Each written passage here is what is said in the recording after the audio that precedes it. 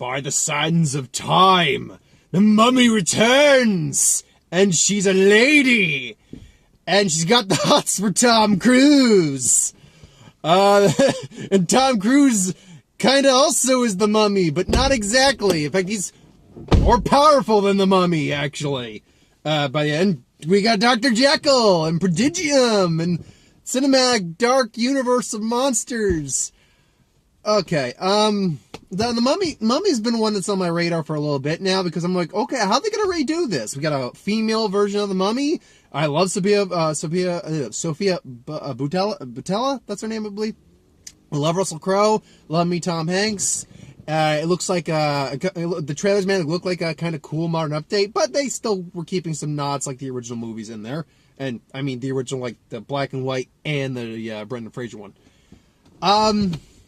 Now my overall impression coming out of it, I really liked it, actually. I had a lot of fun.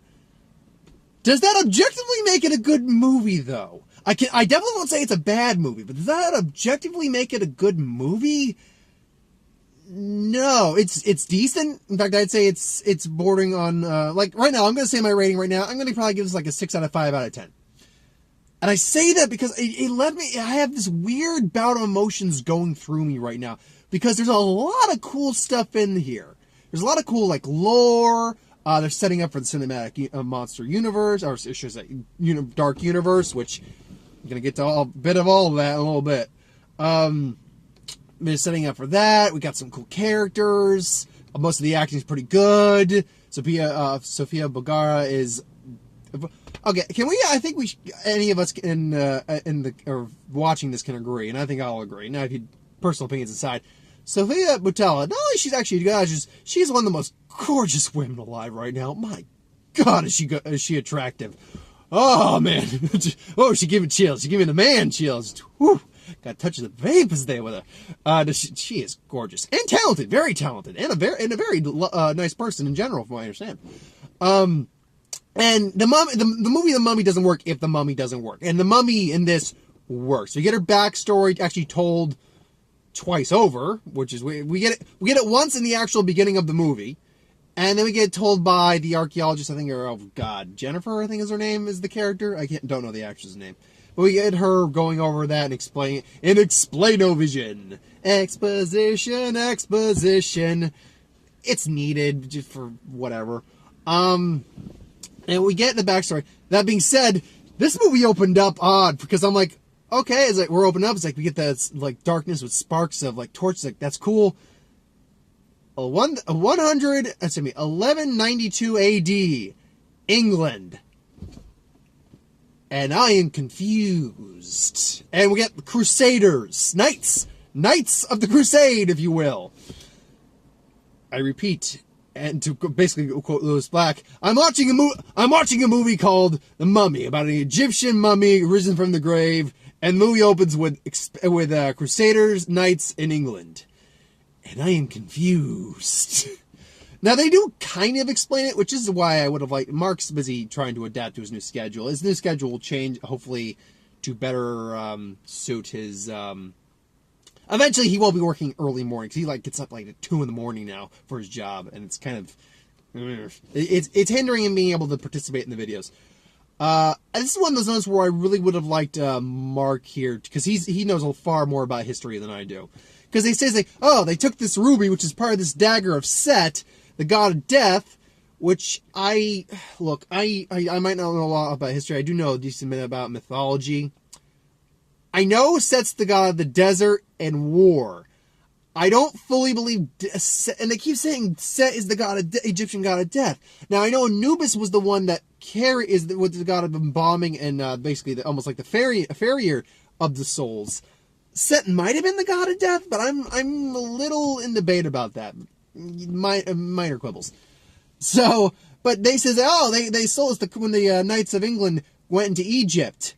And I'm like, wow, I wish Mark was here. I'm like, I would have leaned towards him. I was like, is that true? Because for some reason, I'm like, that I know there was the Crusades, like in Mesopotamia and all that stuff. And I mean, they were Crusaders. They did. I don't know if that part was true. But then again, I'm not a history buff. But then it opens up in modern day, and Tom Hanks plays a guy he's a sergeant, and his buddy they're in the military. And, and basically they're grave robbers. They steal artifacts and sell them on the black market.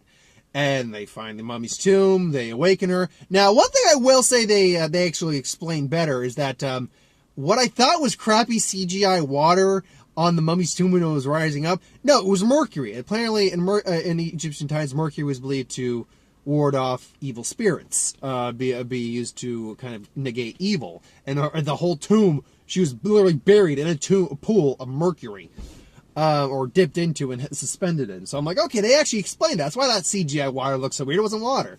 Then they get bit by cannibal spiders, and his friend goes all zombie possessed. He shoots him dead. Plane goes down, and now he's the chosen. He's cursed.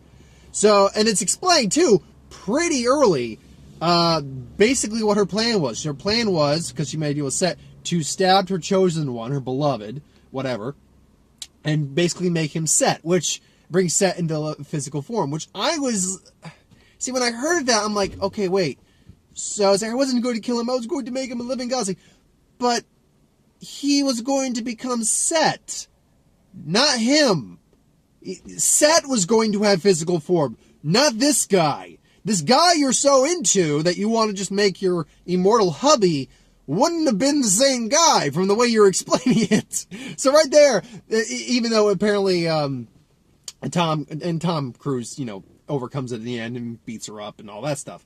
I do like the split eye effect. That was pretty cool. Apparently that was actually contact lenses they were wearing. So that was kind of cool. I mean, it went through, it was like CGI when they were splitting, but they were contact lenses because it's not a momentary thing when she's using her power. Her eyes are constantly split into those two irises, which is pretty cool. But immediately it's like, you freed me. You're my chosen one. And now she's got this infatuation with him. All she's got to do is submit to her and become Set. But because she's so furious and was like, just come to me. It's like, yeah, it's not going to work. It's not me. It's you. But the first time she does this too, when she's about to stab him, she knows the ruby that needs to be there is not there. She's got her like mummy minions, which that was cool. They illustrated the whole sucking the life out of people stuff, except it's like really like she's just sucking on their mouth and just sucking the life and rejuvenating herself. She's first like just looking up, going and just tickling, it's like, just tickling him in these lab, and then she does that lick, which again is Sophia Boutella. In any normal circumstance, I'd be like, if I'm Tom Cruise, I'm just gonna lay here and take it. But no, I'm like, you're gonna kill me, and you're the undead at the moment. You're mostly still rotting, so get back to human form, then we could talk.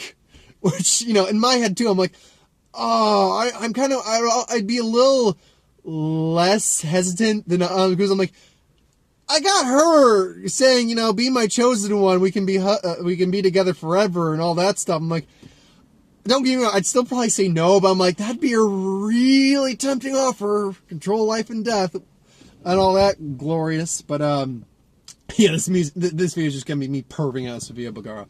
Not Sofia Vergara, Sophia Boutella. I hope I wasn't saying Vergara earlier. Sophia Boutella. Yeah, it's good. The video is just gonna be me perving out. I hope I'm not perving out. I mean, yeah, I'm expressing my deep fondness and attraction for this woman, but no, I'm trying not to actually be a perv, because that's not cool to do unless you're making videos for that. In which case, God bless your fan base if your fan base is into that. Anyway, but the thing is, there's some not like they actually show like the book from the Brendan Fraser one, the book of the living takes life, the gold book. Briefly, I'm just gonna call her the archaeologist, knocks the guy out when she's trying to save Tom Cruise from Hyde, and it's Lil Nas like, hey, that's that book. And then of course the sandstorm with her face on it, that's straight out of the Brendan Fraser one.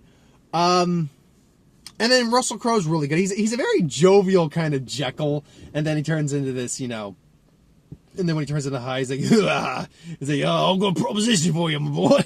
And then, even though it was clearly CGI what he was doing, when he grabbed him right under the ribs and pulled, I'm like, everyone in the audience, including myself, was just like, ow! But then, he gets taken care of. He takes some medication for that. I like the way they explained his evil. His evil is actually like a disease. It's something that is manifested, but has a vaccine for it, basically. I like how they explain that. Now to get into the stuff I have kind of some complaints about. What I don't really like that much is the fact they didn't do much in the way of differentiating him from Jekyll. This Hyde is just Russell Crowe, paler skin, veins, glowing eyes, instead of a polite British accent, or polite English accent. Oh, got a Cockney accent, boy. Now, don't get me wrong. Personality-wise, I'm fine with him. But, I'm like, no, if I want Hyde, honestly, people harp on A League of Extraordinary Gentlemen. I love what they did with Hyde in that. And from what I understand, the whole idea is that when you drink the formula, when you transform, it's a manifestation of all the evil you've done in your life. So with Hyde, he's this burling monster. But when you see the other guy take it, he's just this horrifying, gross mutation of, ugh. Of course, it also stems from apparently drinking the whole damn thing. So I wasn't too keen on that. Also, some of the CGI is pretty bad. Like the mummy, the mummy she's doing. Okay, the main mummy, our mummy, the mummy. When she's even though you can tell CGI, it's still creepy looking. What's definitely fake looking is when all her subordinate mummies, all the mummies she spawns, that was kind of stupid. Those didn't look that great. Then you could have easily gone with, and there's some practical effects, but a lot of it's just CGI. I didn't give her two shits about his love interest. That being said, her reaction when because basically these mummies and her got him pinned down in a church about to sacrifice him. She can't do it, and then all of a sudden she opens the door and she just sees this, and then we cut to her reaction, just can't believe what she saw right there. It's like, you saw that, right? It's like, you were gonna leave me. You saw that, right? I can't unsee that. So I'm like, okay, she's got some moments, but I just don't care that much about her. And look, there's paying homage to the original Mummies, which they did. And then there's flat out ripping off a completely separate movie. Okay, so he's got his buddy. His buddy gets bit by camel spiders, of all things, who are sure not supposed to be poisonous. He dies because he gets shot and possessed, then shot by Tom Cruise. And then because he's cursed along with Tom Cruise, he's coming back as a ghost, haunting him, basically moving him towards the direction he needs to go. That is it's a different direction to being pushed, because that's a ripoff of American Werewolf of London. Plain and fucking simple. Now, I don't mind that, per se. The character's actually kind of likable, because he's just like, look, dude, you shot me. You shot me 3 times. Because he's just like, I don't want to fucking do this kind of guy. And in the end, he's actually brought back to life because something I'm going to get to in a second, because I'm getting a whole nother level of explanation. But point being is that, look, no, I don't get it. Why did you need him? Why did you need him? And again, it's not that it bothered me because it was bad. It just bothers me that you use that trope. So I don't know where this is what I mean by I said my emotions are very conflicted coming out of this movie. There's things I liked in here, but at the same time I'm like, why did you do it in the first place? It doesn't make sense, and you're ripping off a completely separate movie. So, getting to the ending, because remember, they're setting up an entire cinematic universe of the Universal Monsters, which why not call the Universal Monsters universe? Instead of the MCU, why not go UMC? There you go, UMC, Universal Monster Universe, Cinematic Universe, if you want, or Cinematic Universe, if you want to get collectible. The UMCU, there you go, or the Universal Monster Universal Universe. I don't know, something other than Dark Universe, because the Monster Dark Universe, or Universal Dark Universe could have worked also. All you had to do was put Universal in front of it, because the issue is, and it's not an issue I have, it's an issue apparently that Warner Bros. Had. The Dark Universe is technically a title owned by Justice League Dark, the magic users of the DC Universe, and they have plans to eventually spin that off into a movie. So, theoretically speaking, you might be ripping off the universe. There's this whole debate going on and, like, possible lawsuits. Honestly, I don't think it's a ripoff, because you're not going to be using Universal Dark, or DCEU Dark Universe or something like that. It's still going to be part of the DCEU. So, what's the point of getting angry about that? What I have a weird issue with is the fact that this movie, at first I'm like, because it's also predictable too, is like her girlfriend drowns, he basically sacrificed himself, stabs up, becomes Set, beats her up, and then restores her life. But then we see he's having trouble controlling the evil of Set and all that stuff in him. So he disappears, and then he brings his buddy back to life, and we see them, which is a cool shot of him on horseback with his buddy running towards some pyramids, and the sandstorm following them behind. So Tom Cruise said he may not be prevalent in all the movies, but he's certainly probably under contract to appear in some other ones. And given the fact that he's left off more or less as the human incarnation of Set, yeah, I would imagine he will appear again. But the thing is, they make it seem like Set could have been the, like, main villain to fight for, like, the Universal monsters. Because we know we're getting the Invisible Man, we know we're getting Frankenstein's monster, we know we're getting Bride of Frankenstein, we know we're getting Creature of the Black Lagoon, and they're considering a Hunchback of Notre Dame and a Phantom of the Opera? Okay, those ones I don't get. Those don't fit in this universe because they're not cinematic monster movies. They had the movies for them, but they're really not cinematic. They're not universal monsters in the traditional sense of the term. And we're getting a Wolfman, and we're eventually getting our Dracula. How it's all going to end up still remains seen. But the problem is that I hope it's not aliens. What is the point of making this kind of a cinematic universe? Maybe bringing them together to fight something. What are you gonna fight? Like in Dracula Untold, as subpar as that movie is, they were leading it up to the fact that Charlie Dance was going to recruit Dracula to help him fight, to help him do something. Probably to fight like the demon or something that cursed him or something like that. And that we could have gotten a whole cinematic universe from that. But instead, I don't know. I don't know. This movie is all over the place, really, for me. So, yeah, I think a 6 out of 5. It's definitely above average. I had a good time watching it. I won't see it again by myself. I'll see Wonder Woman again by myself at some point, like on a Tuesday or something like that.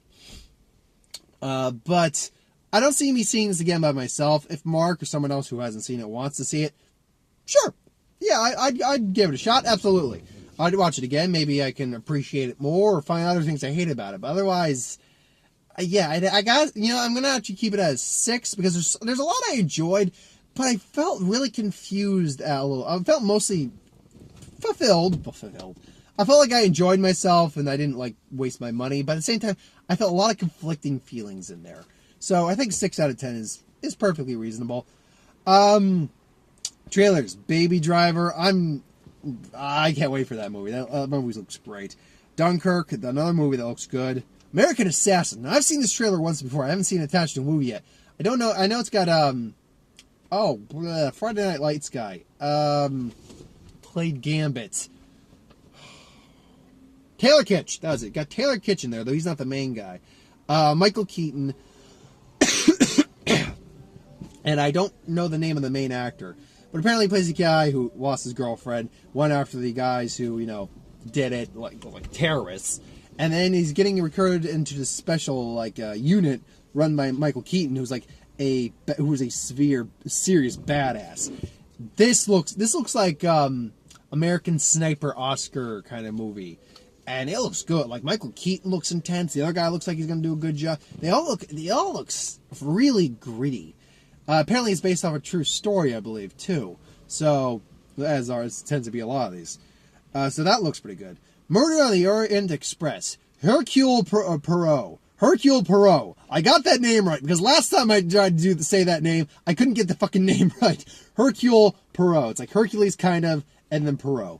Again, we only got one trailer for it right now, but it looks pretty good. I get the sneaky suspicion that Johnny Depp is the one who dies. because we only see him in the very beginning, and he's not on the train and he's not in the dining cart for questioning.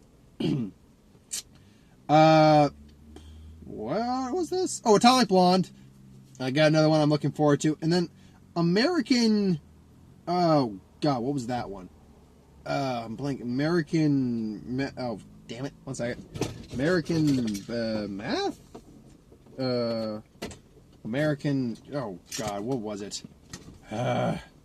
American. It started with an M. Max. Math. Mate. Mark. Mom. American Man. Oh yeah, no, American Made. That was it. American Made with Tom Cruise. I've seen this trailer also. Apparently, this is also based off a true story about a guy who's basically a courier, a carrier, more or less a smuggler for the U.S. to Cuba and other places. And the shit that went down with that. I do love the lines. Yeah, Cadillac. I can guarantee you all a Cadillac. And you let it go. Because I'm gonna walk here. There's not a damn thing you can do about it. It's like, yeah, he's free to go. It's like, yeah, you guys should have taken the caddies.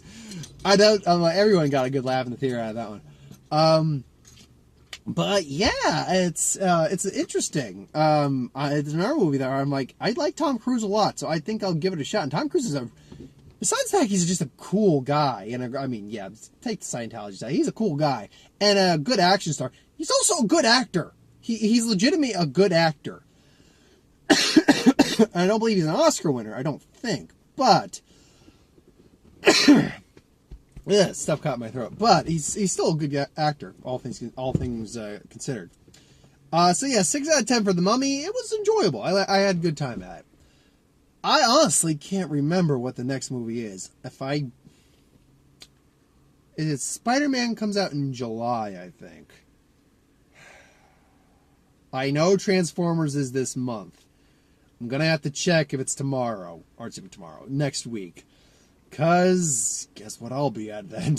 Look, and by the way, that was another thing. Got Transformers again. I'm sick of those trailers.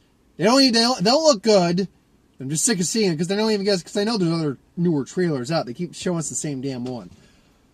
I'm going to see it. And I know it's like Paramount will stop making Transformers movies when you stop seeing them. But I kind of got it.